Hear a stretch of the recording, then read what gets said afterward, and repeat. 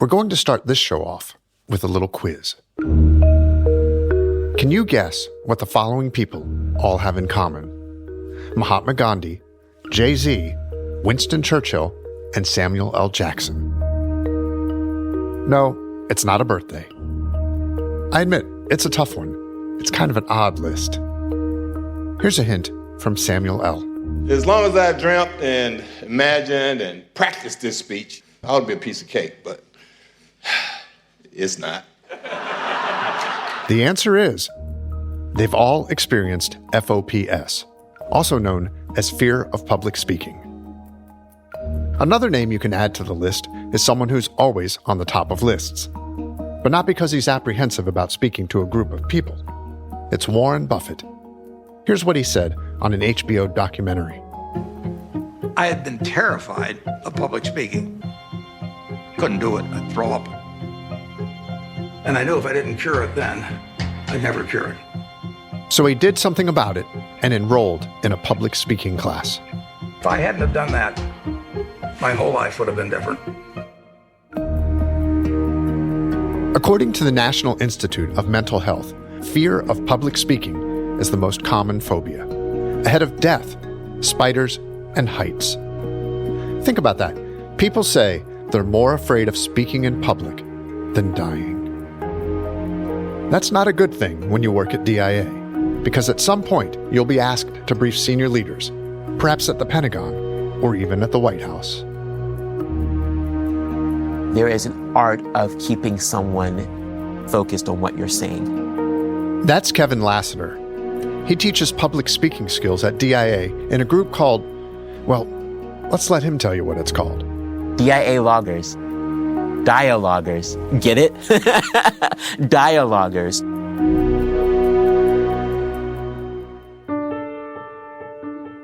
A speech that flows with perfect pacing and eloquence can be a work of art. And when it's delivered on the world stage, it can be a masterpiece. And sometimes you even get a historical masterpiece.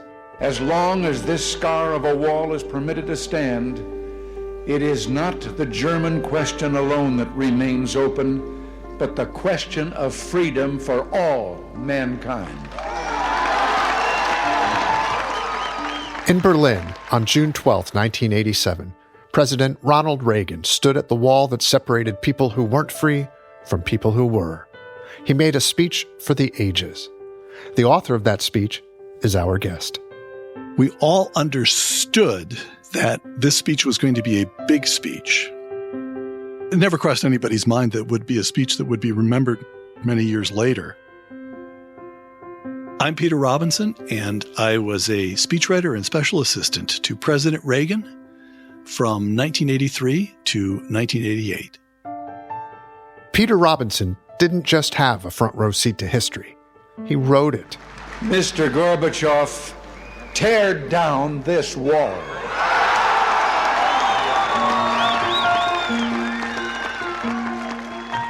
This is DIA Connections. They would say, I would rather die or get a root canal, or I would rather do anything else but do public speaking.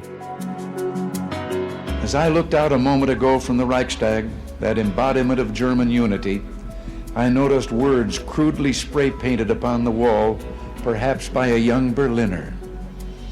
Quote, "This wall will fall, beliefs become reality." So you'd hear him in your mind as you wrote, and then you'd go hear him delivered in person. And over and over and over again, he'd do something with the material that made it even better than you had hoped. Thanks for joining us on DIA Connections. We're calling this one Glossophobia. Okay, it's been about 5 seconds. Did you have enough time to Google it, or did you already know it? Glossophobia is the scientific term for fear of public speaking. It comes from the Greek word glossa, which means tongue, and phobos, which is dread or fear. Ronald Reagan didn't have it. He was one cool customer. but every statistic that we found indicates that 75% of the population does have it. In a little bit, you'll hear more from Peter Robinson about Reagan's speaking skills and the amazing backstory of the Berlin Wall speech. But first, let's talk about the reason why that 75% number is an important one for us at DIA. Our last episode was called The Right Stuff. It was about the written form of the intelligence that goes to policymakers. This episode is about the oral presentation of that intel. It's not an easy thing to do. Standing in front of a room of high-level officials and briefing classified material can be stressful. That's why there's a club called Dialoguers. Good morning, everyone, and welcome to another wonderful meeting, Dialoguers Toastmasters number 1149. I'm so glad that you all are joining us. You gotta love the name, Dialoguers. It's our chapter of Toastmasters.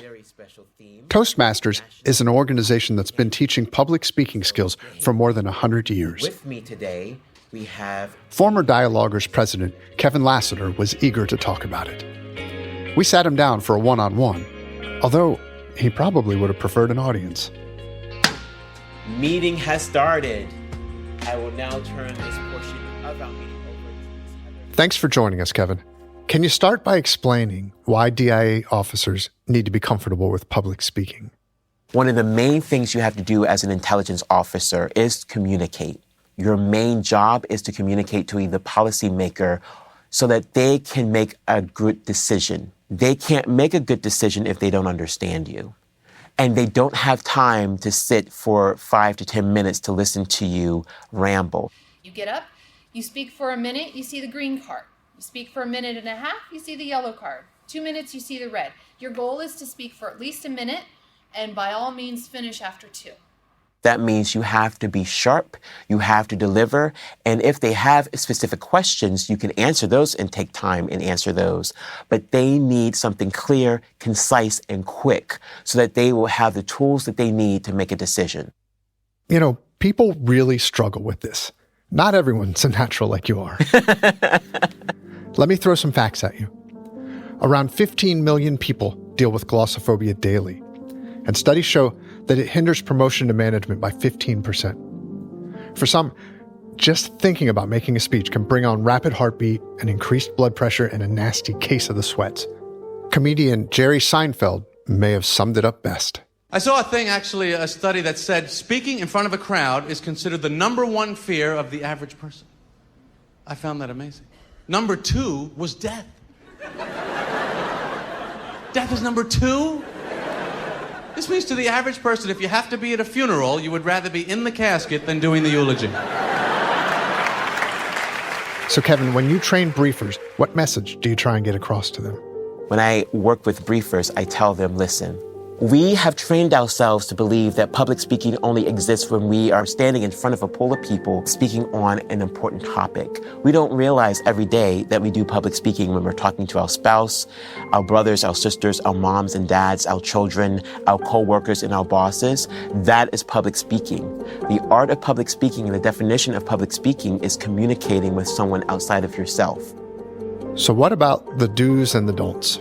Start with the don'ts. Don't put on a show. Be your natural self. Present it in a way that will hold your audience, but also be prepared of the information, especially as an intelligence officer, because you're a subject matter expert, but then so are they. So are the people that are listening to you. If you are the type of person that is very nervous and you're fidgety, use that to your advantage. People don't know how to use their space. They think that public speaking is just standing there and looking straight. They don't know that they can use their arms, they can be expressive, they can go back around, they can walk up and down. They can use what I call the white space. There's not much funny about what DIA officers brief, so comedy is pretty much off the table. But in general, what do you think about using humor in a presentation? Because if it doesn't land, it can be kind of awkward. What do you think? One of the problems that people have in public speaking is that they don't know themselves. So there is an art of public speaking, right?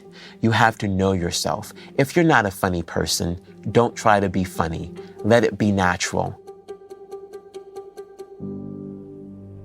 But what if you are funny and you know how to read a room? A well-timed joke can be the ultimate icebreaker. Here again is Peter Robinson, speechwriter for Ronald Reagan. Reagan loved opening with humor. Just to show you how youthful I am, I intend to campaign in all 13 states. The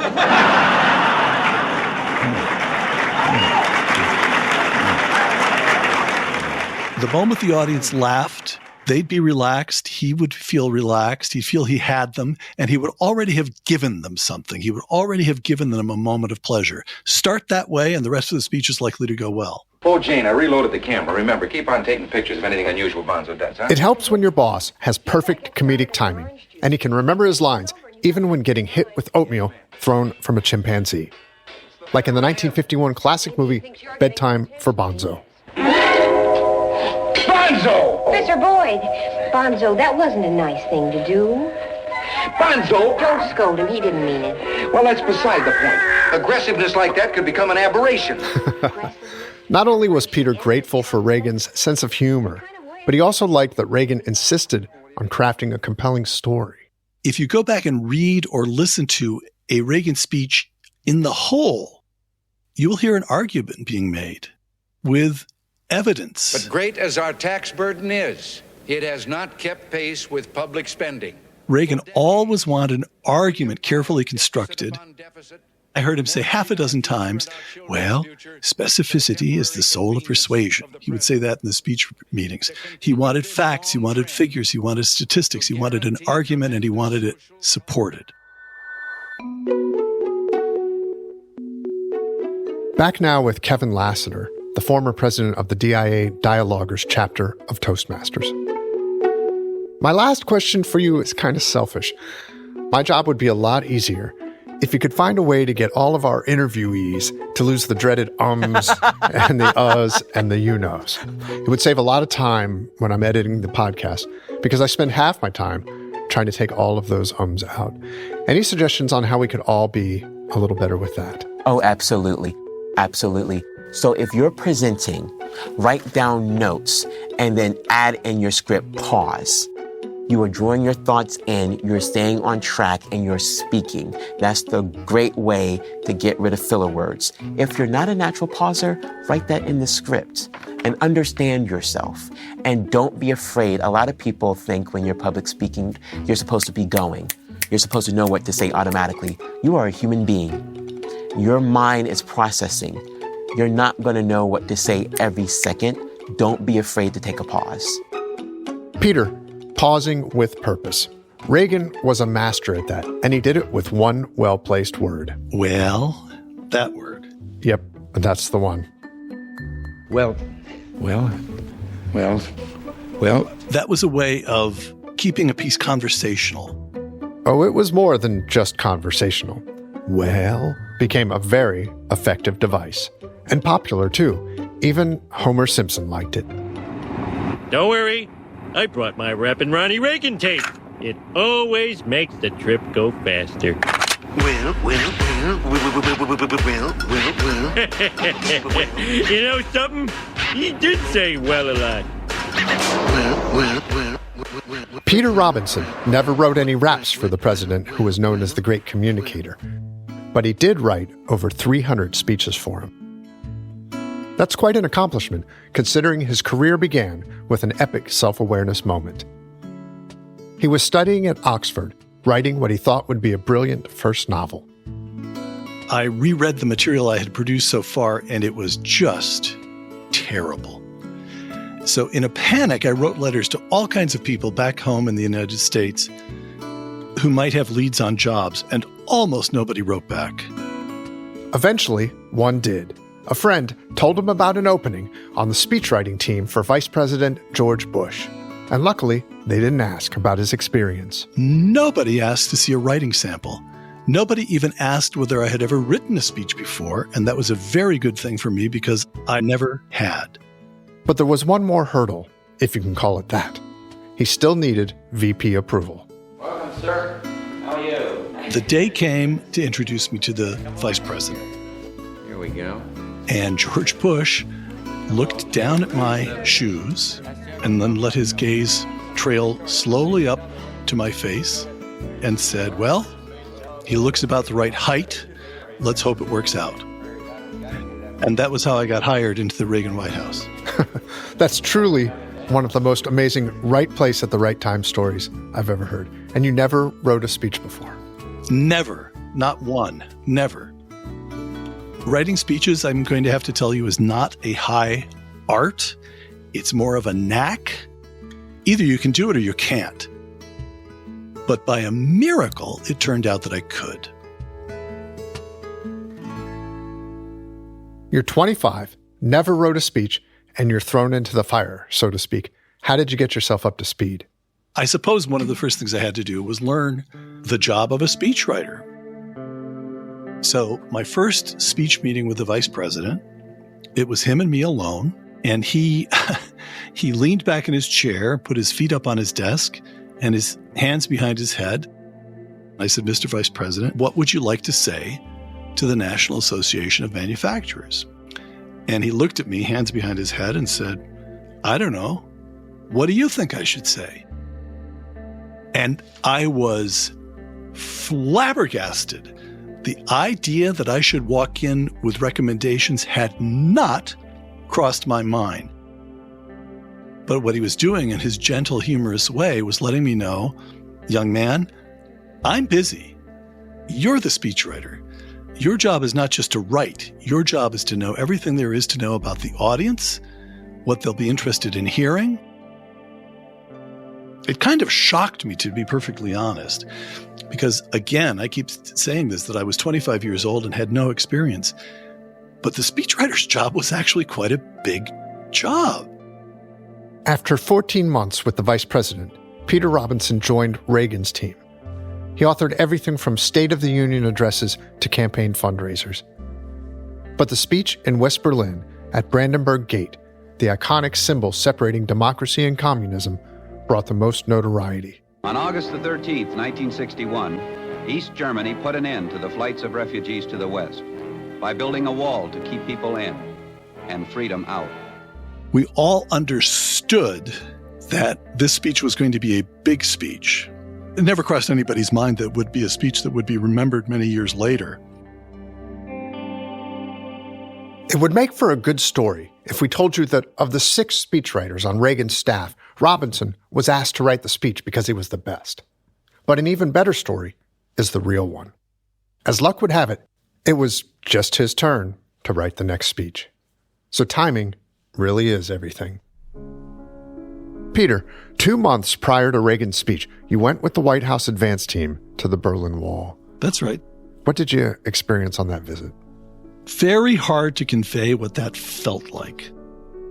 Inside West Berlin, you felt as though you were in a normal city. Traffic, people dressed in bright colors, neon signs, motion and sound and color. And then you look over the wall into East Berlin. There's no color. You see soldiers near the wall, very little sound. You could feel the weight of oppression. You actually felt something heavy on you as you looked down there and saw soldiers with binoculars and guns and barbed wire and so forth. And that was something you thought should be reflected in the speech? Right. Talk about the process of striking the right tone. You had a meeting with a diplomat about that. What happened at that meeting? He was the ranking American diplomat in Berlin. When I went to his office, I had a notebook and I asked for material. I started asking questions, and he gave me a list of things the president shouldn't say. Don't have Reagan sound like a commie basher. Don't have him sound like an anti-communist cowboy. And don't have him make a big deal about the wall. They've gotten used to it now. How is that possible?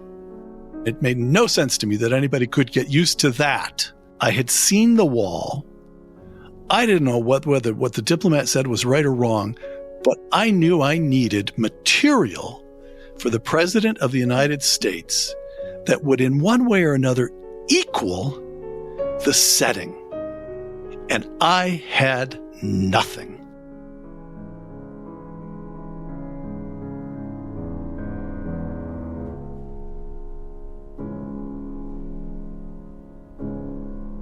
With the speech only a few weeks away, and Robinson desperate for information, he asked a friend in Washington to arrange a dinner at the home of someone he knew in Berlin. Dieter and Ingeborg Eltz was their name. I was the only American there. There's maybe 18 people or so from different walks of life, physician, professor, homemakers, a couple of students. We were chatting about this, that, and the other, German weather and so forth. And then I just said, I visited the wall, and I had a meeting with the ranking American diplomat who told me that you've all gotten used to it by now. There was a silence that seemed to last a good long time. They just stopped talking. And then there's a moment when this silence, they look at each other, and one man speaks. He raises his arm, and he points off in one direction, and he says, my sister lives just a few kilometers over there, but I haven't seen her in more than 20 years. How do you think we could get used to that wall?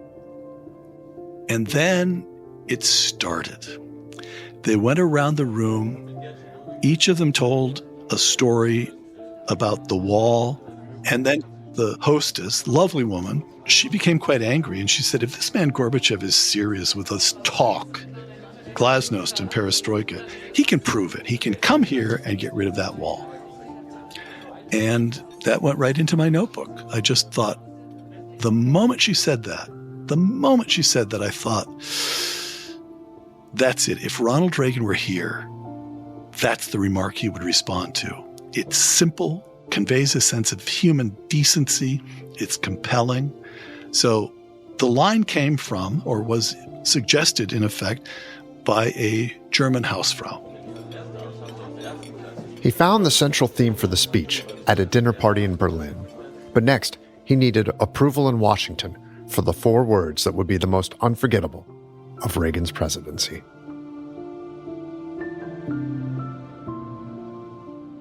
It was an iron rule in the Reagan White House that speeches went out to staffing before they went to the president. And this time, the speechwriters broke that rule. We got a copy of this to him on a Friday, and the following Monday, we had a meeting with him in the Oval Office. Now, there were a lot of speeches to be discussed, and we got to my speech was last. And Mr. President, what do you think of Peter's speech for Berlin? And Ronald Reagan just said, well, that was a fine draft. Good work. And that was it. And so I said, Mr. President, I learned in Berlin that the speech will be picked up by radio in the East so that you'll be listened to on both sides of the wall. And if the weather conditions are just right, they may be able to pick up the speech as far east as Moscow. Is there anything in particular you want to say to people on the other side, the communist side of the wall? And the president thought for a moment, and then he said, well, there's that passage about tearing down the wall. That's what I want to say to them. That wall has to come down. Success! End of the story, right? The president likes it. Good. Done. Start printing. But it's Washington. It's not going to happen like that. The State Department and the National Security Council need to be on board too. And they weren't. The draft went out to staffing. And for roughly 3 weeks, as I recall, from that moment that it went out to staffing to the day the president delivered it. And for all 3 weeks, the State Department and the National Security Council tried to suppress the speech. And one way they did this was by submitting alternative drafts on different pretexts. But the main point was that each of their drafts omitted the call to tear down the wall. There was no objection to the destruction of the wall. Everyone wanted to see that happen. But the sentiment was, saying tear down the wall would antagonize Gorbachev, who was scheduled to visit Berlin 2 weeks later. One person I'm sure you're familiar with was definitely opposed to it. Peter, the Deputy National Security Advisor at the time, was General Colin Powell, and you had a somewhat spirited discussion with him about the line. Mainly he wanted it out, and you didn't. How'd that meeting go? Colin Powell got pretty rough with me. He was not used to insubordination from young men. And of course, as a very senior Army officer. He thought that he ought to be able to command a certain respect, and he had an idea about the way you treated young men who didn't provide the respect that he considered his due. And he just shouted at me. He let me have it. And you know what I did? I shouted right back at him. I just shouted right back at him. And he was so startled. I don't know which of us was more startled than the other. The point of all this is that when the president said he especially wanted to deliver that line, those who objected to the line, which is the State Department, National Security Council, and Colin Powell, really had only two options. One was to go to the president himself and say, "You're mistaken." And lo and behold, they were reticent to do that. Yeah, I can see why. What was option number two? The other option was to go to me, because if I had written a memorandum saying, "Dear Mr. President, on mature reflection, I think that one passage I wrote may be out of order. Let me substitute this material," the president would probably have deferred to the speechwriter who had gone and done original reporting on the scene in Berlin. And that's why Colin Powell hollered at me. I hollered back, and he just stood up and walked out. There wasn't much he could do to me. He couldn't send me to the brig. I wasn't some sort of junior officer whom he could discipline. So if I stood my ground, they really had no place to go, and I did. The ink wasn't dry yet. There was still one more tweak to be made. The audience in front of him would be German, but the audience watching at home on television would be American. And it occurred to me, maybe we want a big applause line from the Germans listening to him. So I put the central line in one draft. I put it in German. "Herr Gorbatschow, machen Sie diese Tor auf." And my boss, Tony Dolan, read that and just said, "Peter, when your client is the President of the United States, give him his big lines in English." Earlier in the show, I said that Peter Robinson had a front row seat to history. I meant it metaphorically. Thank you. Ironically, he wasn't even with the 40,000 gathered at Brandenburg Gate on that momentous day. Thank you very much. Chancellor Kohl, Governing Mayor... When the time came for Reagan to read Robinson's words, he was already back in the States. I was too junior to join the traveling party, and I ended up watching the speech from my bachelor pad in Arlington, Virginia. And up to that very moment, I had no idea whether the president would deliver the draft as I wrote it, or whether by then State and the NSC would have succeeded in suppressing it and replacing the draft that I wrote with a draft of their own. So I turn on my little Sony Trinitron and listen to him deliver the speech. 24 years ago, President John F. Kennedy visited Berlin. Little tiny screen, so I'm sitting close to it so I can see him.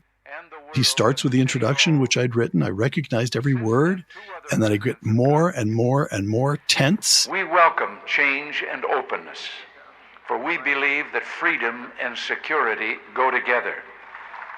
The advance of human liberty can only strengthen the cause of world peace.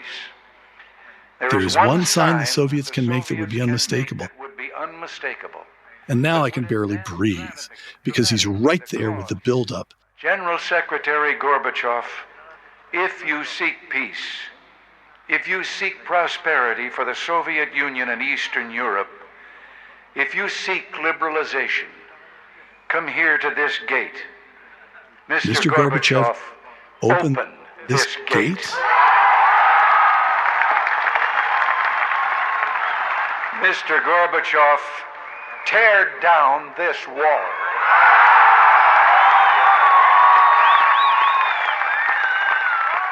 And I can barely remember the rest of the speech because I felt such relief.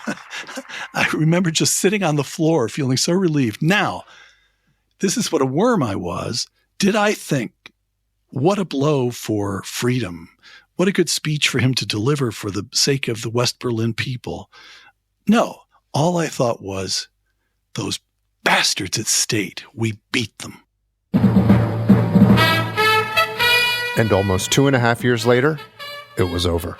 I'm Peter Jennings in New York. Just a short while ago, astonishing news from East Germany, where the East German authorities have said, in essence, that the Berlin Wall doesn't mean anything anymore.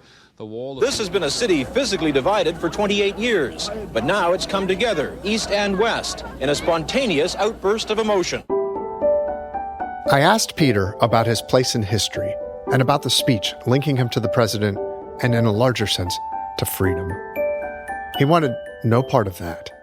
I was a speechwriter. Reagan is connected to freedom. I was just trying to hit my deadlines. I'm totally serious about that. I was just trying to do the best job I could for him. It was Reagan taking material and elevating it, infusing it with meaning that even I as a writer hadn't seen in it. He wanted us to know one more thing. He told us what the president did earlier on the day of the speech and how it lifted the words off the page. There was a moment when he was taken to the same observation platform I had looked over, and he looked over the wall, and his West German guide explained that East Berliners had begun to gather earlier that morning to hear Reagan's speech, but that an hour or two earlier, East German police had dispersed the crowd.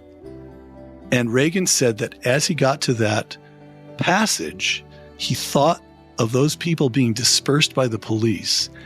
And when he delivered that line, tear down this wall, he was really angry. And you can feel it, and you can hear it. Mr. Gorbachev, tear down this wall. It was just beautiful. It was just beautiful.